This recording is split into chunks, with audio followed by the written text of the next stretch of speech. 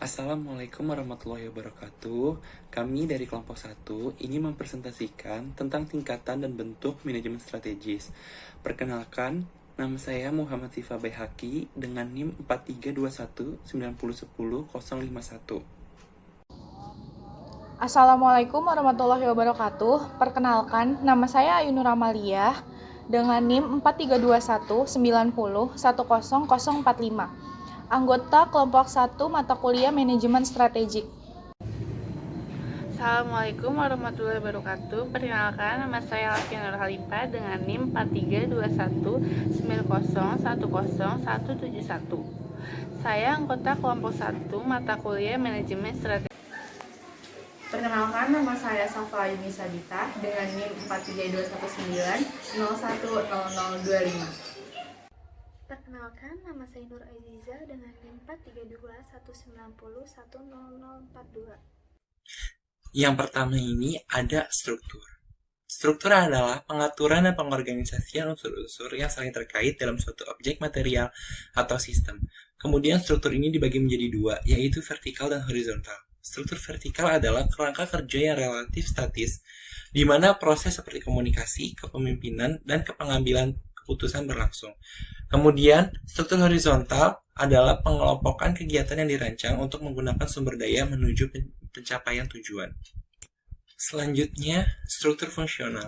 Struktur fungsional adalah bentuk struktur yang paling umum. Struktur ini membagi organisasi ke dalam kegiatan atau fungsi utamanya, seperti produksi, penjualan, akuntansi, dan sebagainya, di mana semua kegiatan spesialis serupa dikelompokkan bersama menjadi departemen yang saling diperlukan. Kemudian, struktur fungsional ini memiliki keuntungan dan kerugian. Keuntungan dari struktur fungsional ini pertama, sumber daya khusus digunakan secara efisien. Kedua, kualitas ditingkatkan oleh spesialis lain dari area fungsional yang sama.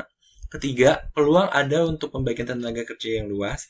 Keempat, struktur karir memungkinkan orang untuk maju dalam spesialisasi fungsional mereka. Kelima, lebih mudah untuk mengelola spesialis jika mereka dikelompokkan bersama, terutama ketika manajer memiliki pengalaman yang sama. Keenam, menumbuhkan komunikasi antara spesialis dan meningkatkan pengembangan keterampilan dan pengetahuan. Ketujuh, tidak menduplikasi sumber daya spesialis di seluruh organisasi dan mempromosikan ekonomi skala. Yang kedelapan, cocok untuk kondisi yang menekankan spesialisasi fungsional di mana lingkungan stabil dan ketika teknologi itu rutin, membutuhkan sedikit interdependensi antara departemen. Kemudian dari semua keuntungan struktur fungsional tersebut, terdapat juga kerugian dari struktur fungsional. Yang pertama itu, komunikasi, koordinasi membebani hierarki vertikal. Yang kedua, koordinasi departemen fungsional yang tidak efisien. Yang ketiga, tanggung jawab untuk hasil keseluruhan tidak jelas. Keempat, konflik antar partai.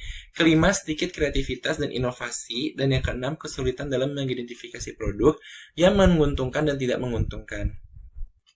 Berikut adalah contoh dari struktur fungsional. Pada contoh ini terdapat dua struktur, yaitu vertikal dan horizontal. Struktur vertikal di contoh ini terdapat pada pemegang saham, dewan direksi, dan direktur pengatur. Kemudian struktur horizontal terdapat direktur pemasaran, direktur produksi, personal manager, direktur keuangan, dan direktur R&D. Kemudian direktur produksi bertanggung jawab atas manajer departemen mesin, manajer departemen perakitan, manajer departemen pemeliharaan, dan manajer departemen distribusi. Kemudian direktur keuangan bertanggung jawab atas departemen akuntansi manajemen dan departemen akuntansi keuangan. Selanjutnya ada struktur divisi. Struktur divisi ini dapat membantu mengatasi keterbatasan holding perusahaan atau struktur fungsional, karena mengandung spesialis fungsional di dalamnya tetapi mengelompokkan aktivitas seputar produk atau wilayah geografis. Kedua cara kegiatan pengelompokan tersebut seharusnya memastikan kedekatan dengan pelanggan yang sebenarnya tidak mungkin dilakukan secara fungsional struktur. Selanjutnya, keuntungan dan kerugian struktur divisi. Keuntungan dari struktur divisi ini yang pertama, memberikan koordinasi yang sangat baik ke seluruh departemen fungsional. Yang kedua, karena departemen seringkali kecil serta mandiri, maka karyawan dapat mengidentifikasi dengan produk atau proyek daripada fungsinya sendiri. Yang ketiga itu, karena di setiap divisi dapat bereaksi terhadap kebutuhan pelanggan. Selanjutnya, kerugian dari struktur divisi itu yang pertama memungkinkan adanya duplikasi sumber daya yang mahal di seluruh departemen. Yang kedua, tuntutan yang bersaing pada orang-orang yang dapat menciptakan stres. Dan yang ketiga itu, koordinasi lintas divisi sulit dilakukan.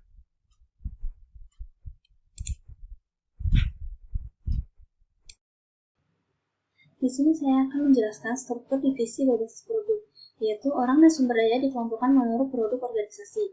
Hal ini memungkinkan keunggulan teknis dan konsentrasi pada lini produk yang lebih sedikit, dan hubungan dengan sekelompok kecil pelanggan, menyadari lebih banyak kreativitas dalam pemasaran dan penjualan melalui fokus, kerja tim, dan konsensus tujuan.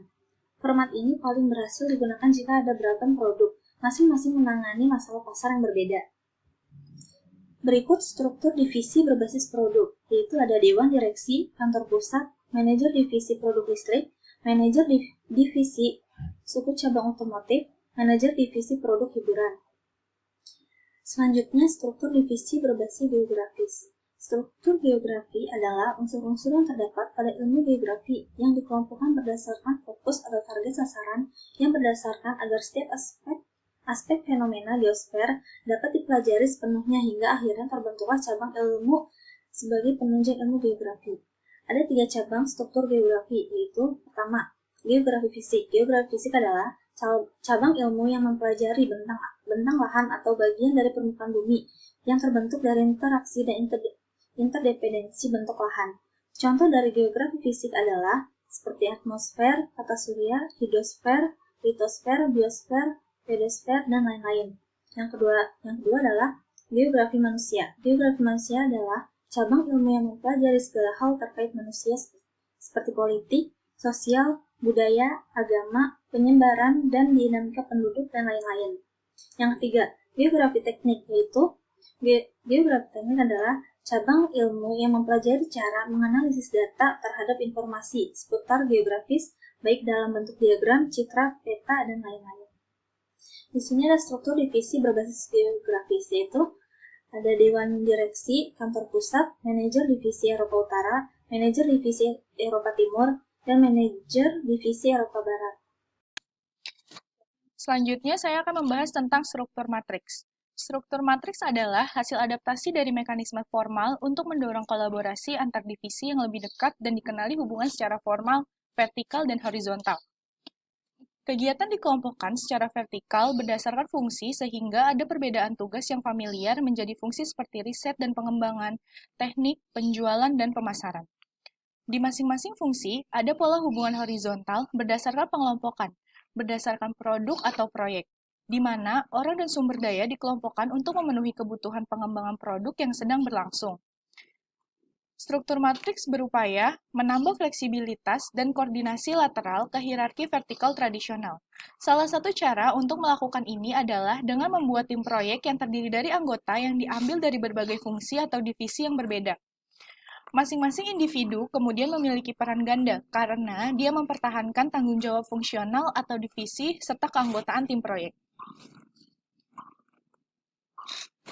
Selanjutnya, ini adalah contoh dari struktur matriks, di mana pangkat tertinggi berada di tangan Dewan Direksi, kemudian ada manajer-manajer yang memimpin masing-masing proyek, di mana manajer-manajer tersebut terdiri dari divisi-divisi, dan divisi-divisi tersebut ada bagian produksi dan bagian pemasaran, serta di dalam struktur matriks juga ada pengembangan teknisi. Selanjutnya adalah keuntungan dan kerugian apabila perusahaan memakai struktur matriks. Keuntungan yang pertama yaitu meningkatkan pengambilan keputusan dengan membawa berbagai keahlian untuk masalah yang melintasi batas departemen atau divisi. Yang kedua, mengganti kendali formal dengan kontak langsung. Keuntungan yang ketiga, membantu dalam mengembangkan manajer dengan memaparkan mereka pada masalah dan keputusan di seluruh perusahaan. Keuntungan yang selanjutnya meningkatkan komunikasi lateral dan kerjasama antar spesialis. Selanjutnya ada sesuai dengan lingkungan yang berubah dengan cepat, karena keseimbangan kekuatan yang sama antara fungsional dan manajemen produk membantu komunikasi dan koordinasi. Keuntungan selanjutnya ada memfasilitasi adaptasi terhadap masalah yang tidak bisa dan tidak terduga. Keuntungan yang terakhir yaitu berguna untuk organisasi berukuran menengah dengan jumlah produk sedang dan untuk organisasi yang berpusat pada tugas. Selanjutnya ada kerugian dari struktur matriks. Kerugian yang pertama, tanggung jawab pada struktur matriks kurang jelas. Kerugian yang kedua, ketidaksesuaian prioritas antara produk dan fungsinya. Selanjutnya ada fungsi yang hilang dari kontrak secara psikologis. Fungsi yang keempat ada pengembangan karir yang sering terhalang. Selanjutnya ada sulit bagi seorang ahli untuk menilai kinerja disiplin dalam tim. Yang selanjutnya, kerugian selanjutnya itu project manager tidak ingin memaksakan wewenangnya karena mereka bisa menjadi bawahan dalam project selanjutnya. Selanjutnya ada karyawan yang bingung karena harus melaporkan hasilnya kepada dua bos. Kerugian yang selanjutnya, manajer harus mampu menyelesaikan perselisihan secara interpersonal dan mungkin membutuhkan training dalam skill human relation atau hubungan sesama manusia. Kerugian yang selanjutnya ada manajer banyak menghabiskan waktu dalam rapat untuk membahas tugas dan tanggung jawab perusahaan. Dan yang terakhir, kerugian terakhir pada struktur matriks yaitu struktur matriks yang kompleks membuatnya sulit untuk diimplementasikan dengan baik. Bentuk organisasi yang kompleks. Bentuk kompleks organisasi bertujuan untuk mengatasi kekurangan struktur lain melalui kerjasama antar organisasi yang satu dengan organisasi yang lain. Semakin banyak organisasi yang membentuk hubungan vertikal dan horizontal yang rumit melalui demerger, perampingan, penundaan, dan penarikan margin dari ruang lingkup produk dan penyebaran geografis. Organisasi semacam ini akan berkisar dari kooperasi antara organisasi dan pemasok mereka, sehingga semua bentuk kemitraan dan aliansi di mana koordinasi sumber daya didasarkan pada kerjasama pihak-pihak yang terkait. Berikut bentuk-bentuk organisasi yang kompleks. Yang pertama adalah merger. Merger adalah bentuk organisasi kompleks yang bertahan paling lama. Merger saat ini terjadi pada beberapa lembaga keuangan seperti BSI. Mergernya itu BSI, yaitu Bank Syariah Indonesia. Saat ini yaitu gabungan dari PT Bank BRI Syariah Terbuka, PT Bank Syariah Mandiri, dan PT Bank BNI Syariah. Kemudian yang kedua adalah joint ventures, di mana joint ventures adalah sebuah kesatuan perusahaan atau korporasi yang dibentuk antara dua pihak terkait atau lebih dengan tujuan menyatukan sumber daya untuk menjalankan aktivitas ekonomi atau proyek tertentu secara bersama-sama. Kemudian yang ketiga ada konsorsium, yaitu pembiayaan bersama suatu proyek atau perusahaan yang dilakukan oleh dua atau lebih bank atau lembaga keuangan. Kemudian yang keempat adalah aliansi. Aliansi adalah sebuah hubungan orang, kelompok, atau negara yang bergabung bersama untuk saling menguntungkan dan mencapai tujuan bersama, entah memakai perjanjian ataupun tidak menggunakan perjanjian.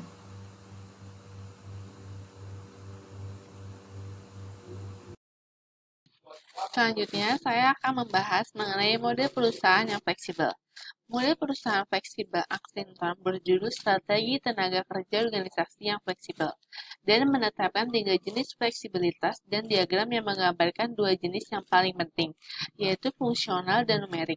Fleksibilitas fungsional adalah fleksibilitas atas tugas staf yang mampu melakukan berbagai hal karyawan intinya terlatih dengan baik dan berharga.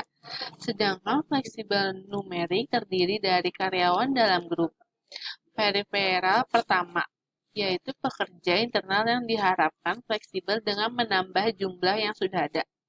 Lalu second peripheral group menjadi lebih penting dengan melibatkan paruh waktu. Sementara pembagian kerja skema pemerintah, tambahan eksternal, subkontrak, pegawai sementara wirausaha.